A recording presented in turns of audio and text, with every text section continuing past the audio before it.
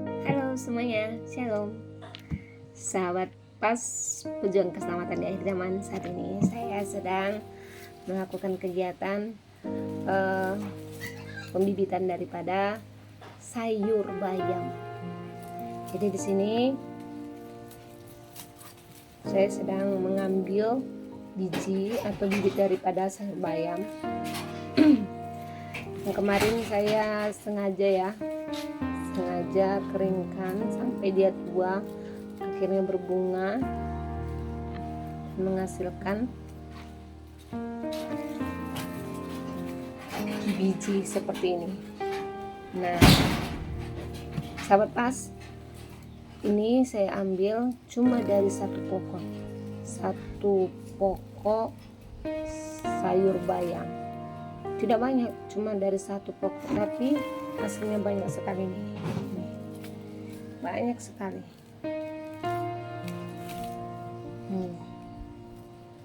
Nih, banyak sekali ya. Kalau mau lihat, saya tunjukkan lebih dekat lagi. Sebentar. Saya balikan kamera dulu. Saya kamera ya.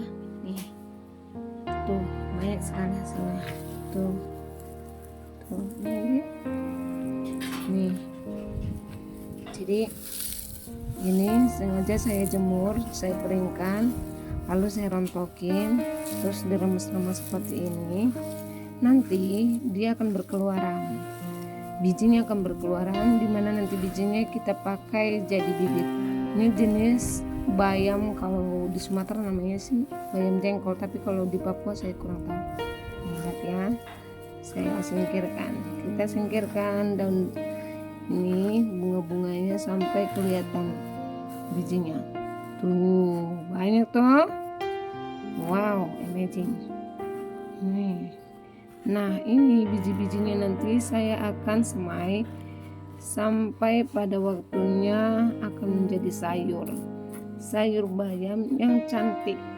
Jadi kita tidak perlu beli bibit lagi, cukup hanya biarkan 1-2 batang atau 1-2 pokok sayurnya sampai tua dan menghasilkan bunga, dimana bunganya nanti akan menghasilkan bibit seperti ini. Banyak tidak? Padahal ini hanya dari satu pokok loh. Ini belum semua, ini belum saya remes-remes, belum saya keluarin. Nah, biasa. Sahabat pas pejuang keselamatan di akhir zaman, dari sayur bayam ini, benih sayur bayam ini, saya banyak belajar tentang arti bahwa hidup juga sesungguhnya dialah kiranya menjadi berdampak. Seperti sayur bayam ini, dia hanya satu pokok tapi dapat menghasilkan buah yang baik, artinya berdampak positif, berdampak baik, dan dampaknya itu banyak, buahnya banyak bagi orang-orang di sekeliling. Dan melalui bayam ini saya diingatkan dan saya terinspirasi bahwa sesungguhnya kita sebagai manusia belajar daripada bayam. Sekalipun kita memang sendiri, tetapi hidup kita, buah pertobatan kita, sikap kita, tindakan kita dapat menjadi berkat dan berdampak positif bagi orang lain. Tidak hanya satu, tetapi berbagai-bagai buah-buah berkat yang dapat dilihat orang dan dinikmati, dicicipi orang melalui perkataan kita, tindakan kita, perbuatan kita, sikap kita, banyak hal. Dan dari sayur bayam ini kita dapat melihat dan juga memahami bahwa sesungguhnya ternyata Tuhan Allah kita juga, Yesus Kristus 2000 tahun yang lalu saat datang ke dunia, dan yang sudah datang ke dunia di akhir zaman ini lagi,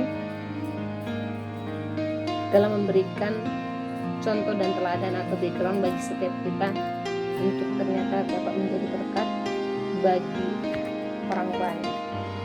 Bicara berkat bukan hanya dalam hal materi ya. Berkat memberkati orang lain dapat berbagai cara ya, melalui perbuatan hidup kita, buah pertobatan kita, melalui kasih, melalui perkataan kita, melalui tindakan kita, dimana melalui kesaksian kita juga dapat mendatangkan buah pertobatan bagi orang lain. Jadilah seperti belajar banyak seperti bayam yang walau hanya satu batang atau satu pokok dapat menjadi berkat, dapat menghasilkan bayam-bayam yang berikutnya, bayam-bayam yang lebih banyak lagi, bukan hanya 100 bahkan 1000 bayam berikutnya, dan akan semakin berbuah-buah lagi.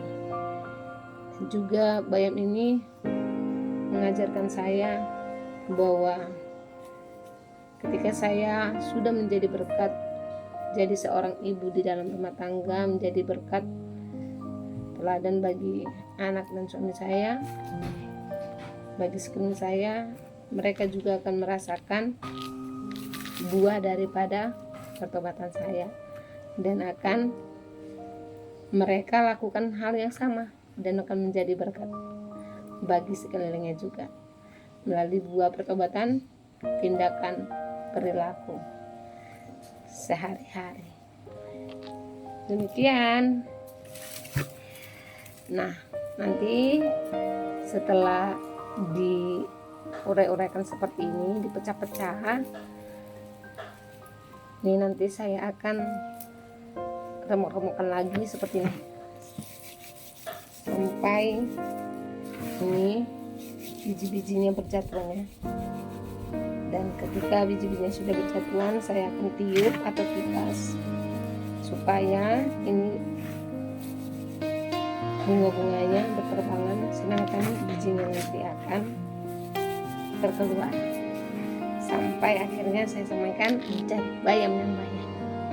Demikian, Tuhan Yesus memberkati. Shalom.